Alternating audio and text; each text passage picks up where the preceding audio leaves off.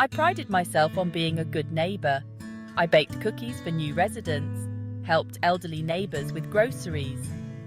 My lawn was pristine, my fence well maintained. I believed in community, in peaceful coexistence. Life on her quiet street brought Jennifer joy. Birds chirping, children laughing, the gentle rustle of leaves. These were the sounds Jennifer cherished. She looked forward to her evenings, relaxing on her porch with a cup of tea and a good book. So, when the moving truck pulled up next door, I felt a surge of excitement. I baked my famous chocolate chip cookies, eager to welcome the new family. The couple seemed pleasant, their two young children full of energy. I imagined backyard barbecues, shared cups of sugar, and friendly chats over the fence. Perhaps, I thought, the children could be playmates for my niece and nephew, who visited often. Her street was about to get even better. The first sign of trouble came on a Saturday afternoon. Jennifer was reading on her porch, enjoying the gentle breeze.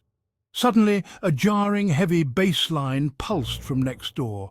It vibrated through her floor, rattled her windows, and drowned out the birdsong. This was not the harmonious welcome I had envisioned. Jennifer frowned. Her peaceful afternoon shattered. She tried to ignore it, but the music only got louder. It wasn't just music.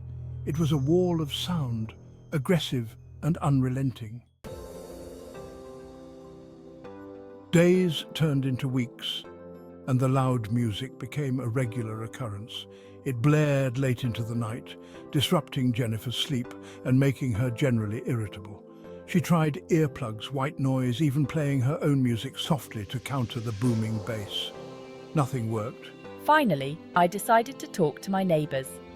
I baked another batch of cookies, hoping a friendly gesture might smooth things over. I practiced my words, aiming for a polite and understanding tone. The conversation did not go well.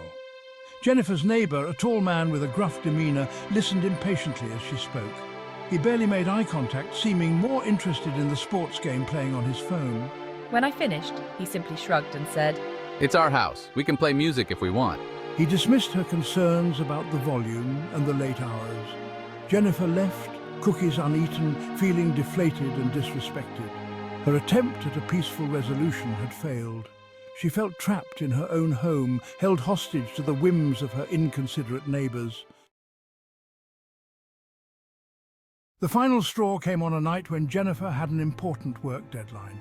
She had been up late, struggling to focus amidst the incessant thumping from next door. Exhaustion gnawed at her, frustration mounting. "This is my home, my sanctuary, and it has been invaded by noise, disrespect, and a complete disregard for my well-being." She picked up her phone, her hand trembling slightly. This time she wouldn't be asking, she would be reporting. The arrival of the police car had an immediate effect.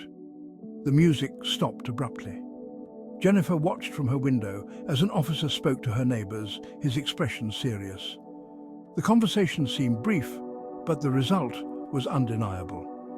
The music didn't return that night, or the next, or the one after that. I finally experienced the sweet relief of silence.